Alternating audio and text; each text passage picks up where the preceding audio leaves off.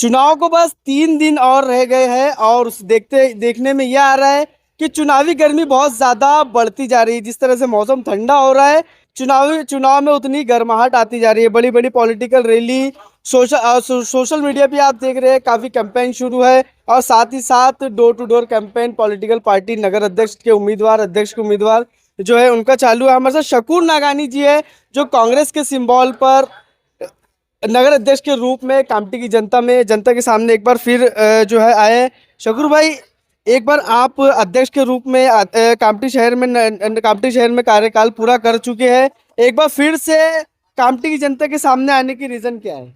मुझे बड़ी खुशी है कि 2007 में कामटी की जनता ने दुआओं से, आशीर्वाद से मुझे अध्यक्ष बनाया था और मैं लोगों के विश्वास पर खरा उतरा था। मैंने कामटी नगर पालिका में विकास की शुरुआत की। कामटी जो है नागपुर का उपनगर है और कामटी का विकास नागपुर की तर्ज पर, नागपुर की बराबरी में होना चाहिए, इसकी शुरुआत हमने की थी। कामटी शहर में जो डिवाइडर रोड दिख रहे हैं ये हमारे कार्यकाल में बनाए गए।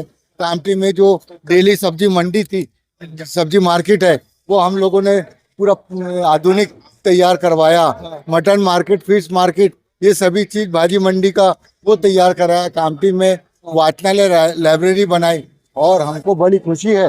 लोगों का विश्वास, लोगों का समर्थन हमको प्राप्त हो रहा है।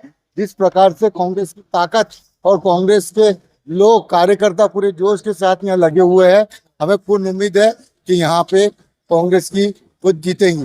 राष्ट्रवादी कांग्रेस पार्टी अजीत पवार गठ ने यहाँ अपना उम्मीदवार लड़ा है, एमआईएम ने लड़ा है। लोगों को पता है कि राष्ट्रवादी कांग्रेस पार्टी अजीत पवार को, ये भारतीय जनता पार्टी एनडीए का हिस्सा है, इसलिए उसको नकार रही है और नकारने के बाद कांग्रेस को पूरा फुल बहुमत मिलेगा। यहाँ से 25 से 26 सीट कांग्रेस की चुन के आएंगी और नगर अध्यक्ष कांग्रेस का भारी मतों से जीतेंगे, हमको पूरा विश्वास है। टिकट को लेकर काफी महासंग्राम देखने को मिला, टिकट वितरण को लेकर काफी महासंग्राम देखने को मिला, तो काफी दावेदार है। क्या कांग्रेस के लिए उतना आसान है जिस तरह से हमेशा हुआ करता था? देखिए, टिकट का जब घोषित किया गया टिकट, उसके 3 दिन पहले ही हमारे कुछ 1-2 साथी राष्ट्रवादी में चले गए। हमें उनसे कोई किसी प्रकार की उनकी बुराई नहीं करना, लेकिन पिछले बार जब मैंने टिकट मांगा था, साजा सफात को टिकट मांगा था, मुझे टिकट नहीं मिली, साजा सफात को मिली।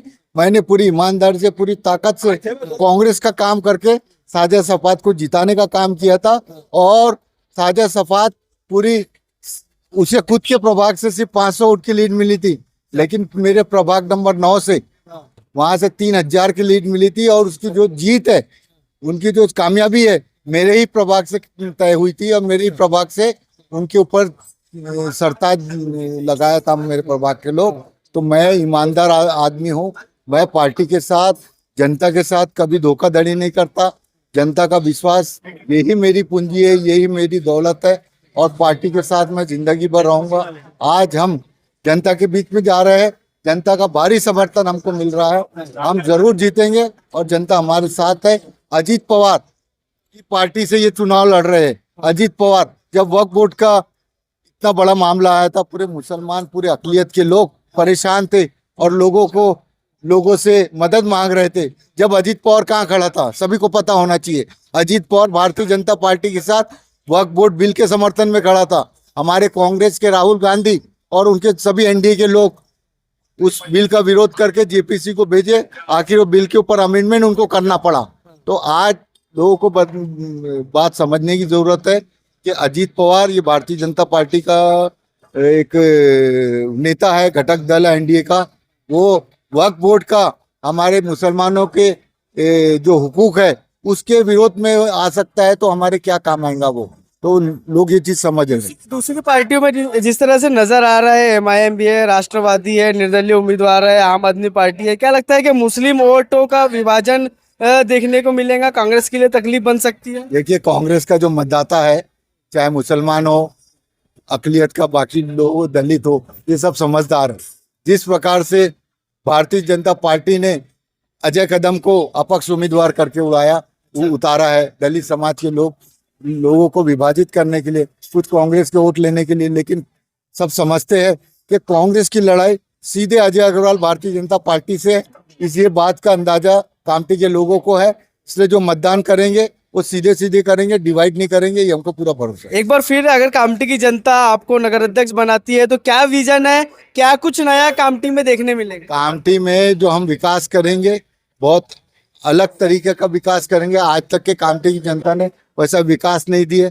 कामठी शहर के नौजवानों को, विद्यार्थियों को हम लोग ताकतवर, शैक्षणिक ताकतवर, तालीमी उनका म्यार बढ़े, उसके लिए डिजिटल स्टडी सेंटर खोले जाएंगे, लोगों को ट्रेन किया जाएगा। बच्चों को नौकरी के लिए वहाँ पे चाहे आईपीएस का एग्ज़ाम हो, आईएएस का एग्ज़ाम हो, यूपीएससी का हो, एमपीएससी का हो, चाहे बैंक में नौकरी की भर्ती का हो, पुलिस भर्ती का हो, रेलवे भर्ती का हो, उन लोगों को उस एग्ज़ाम के लिए पूरी ताकत से तैयार किया जाएगा, ताकि यहाँ से तैयार होकर वो लोग एग्ज़ाम में पास हो और उनको नौकरियाँ मिले।